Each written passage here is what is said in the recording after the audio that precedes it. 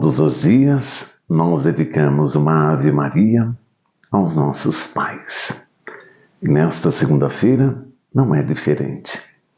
Dedicamos a eles a nossa gratidão por tudo que fizeram e fazem por todos nós. E eu peço a todos para que, junto comigo, rezem daí esta Ave Maria de agradecimento aos nossos pais. A nossa gratidão à nossa mãe e ao nosso pai. Mesmo que eles não estejam mais entre nós, sempre estarão vivos em nossos corações. Ave Maria, cheia de graça, o Senhor é convosco. Bendita sois vós entre as mulheres. Bendito é o fruto do vosso ventre, Jesus.